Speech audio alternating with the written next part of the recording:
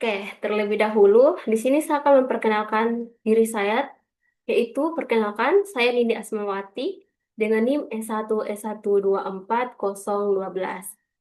Saya berasal dari Universitas Halo-Alengyo, Program Studi Teknik Informatika. Oke, pada kesempatan kali ini saya akan mempresentasikan hasil penelitian saya, yaitu yang berjudul Prediksi Lama Studi Mahasiswa Menggunakan Random Forest, Gradient Boosting, dan XGBoost dengan optimasi parameter sederhana. Oke, langsung saja kita ke tahap pembahasannya.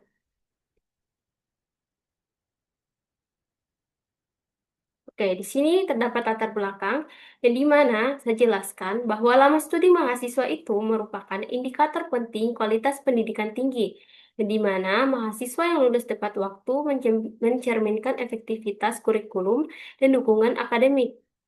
Yang di mana pada lama studi ini itu dipengaruhi oleh faktor akademik seperti IPK dan jumlah SKS, serta faktor demokrasi dan motivasi para mahasiswa disertakan dengan pemanfaatan data akademik melalui machine learning seperti random forest, gradient boosting, dan XGBoost yang dapat membantu memprediksi lama studi secara lebih akurat dan mendukung pengembalian keputusan berbasis data. Oke, next kita ke pembahasan selanjutnya. Oke, di sini saya menggunakan 5 metode. Di sini saya sebut saja metode yang saya gunakan, yaitu di sini ada data preparation, ada data splitting, model building, hyperparameter tuning, dan ada evaluation dan comparison. Oke, next. Oke, di sini kita masuk ke tahap hasil modelnya.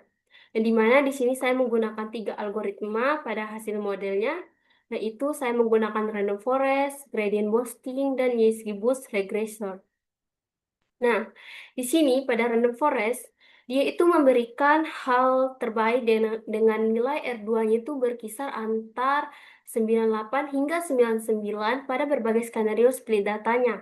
Dan di mana model ini juga lebih stabil dan memiliki akurasi tinggi karena menggunakan banyak decision tree yang ensemble sehingga mampu mengurangi overfitting dan menangkap pola data dengan lebih baik dibandingkan model tunggalnya.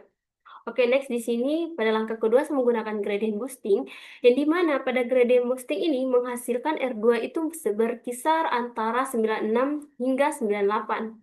Yang di mana pada model ini bekerja dengan memperbaiki kesalahan secara bertahap dari model sebelumnya, sehingga mampu meningkatkan performa. Namun, model ini cenderung lebih sensitif terhadap parameter dan memiliki risiko overfitting jika tidak diatur dengan baik, sehingga performa sedikit di bawah random forest.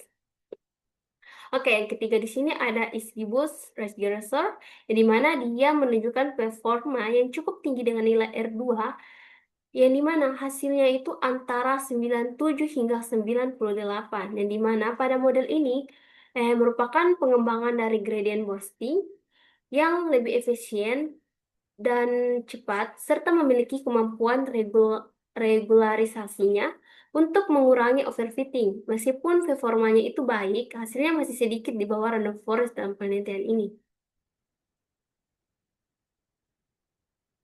Oke, next kita lanjut ke pembahasan selanjutnya. Oke, di sini ada visualisasi hasil model, yang di mana pada sebelah kiri sini dia menampilkan distribusi lama studi mahasiswa, yang di mana berdasarkan pada grafik ini terlihat bahwa sebagian besar mahasiswa menyelesaikan studi pada rentan 3 hingga 4 tahun, puncak distribusi yang berada di sekitar 3 tahun, yang menunjukkan bahwa mayoritas mahasiswa itu lulus secara tepat waktu. Dan selain itu, terdapat sebagian kecil mahasiswa yang memiliki lama studi hingga 5 tahun yang menunjukkan adanya variasi dalam durasi penyelesaian studinya. Nah, dilanjutkan di sini ada eh, di sebelah kanan saya, yaitu dia matris kolerasi, eh, yang dimana di sini dia ada warna pada heat map ini menunjukkan tingkat hubungan antar variabel yang di mana semakin mendekati warna merah berarti korelasinya itu positif yang kuat, dan semakin biru itu menunjukkan korelasinya itu negatif. Nah, dari hasil Ini terlihat bahwa variabel seperti IPS, eh, semes, semes, terlihat bahwa IPS, predikat, dan status lulus tepat waktu itu memiliki kolerasinya itu yang cukup kuat terhadap lama studi. Dan sebaliknya, dari beberapa variabelnya seperti program studi yang memiliki kolerasi yang relatif rendah, sehingga pengaruhnya itu terhadap lama studi itu tidak terlalu signifikan. Oke, next kita lanjut ke pembahasan selanjutnya.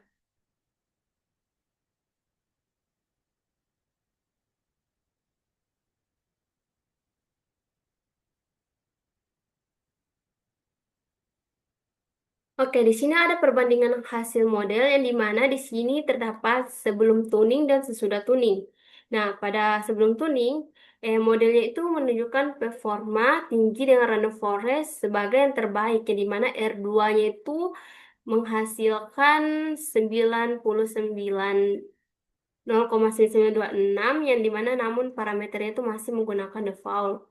Nah, sedangkan pas sesudah tuning ini, setelah tuning itu, performa modelnya itu menjadi lebih optimal dan stabil, yang dimana random forest ini tetap menjadi model terbaik dari R2, yang dimana sekitar masih sama hasilnya 999, hanya dia 99 juga 24, yang dimana sementara gradient boosting dan XGBoost ini menunjukkan hasil yang lebih konsisten.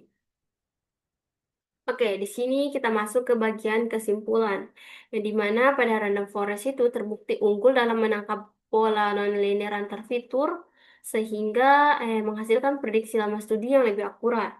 Model ini menunjukkan performa yang sangat baik dan handal, sehingga dapat digunakan untuk mendukung pengambilan keputusan akademik berbasis data.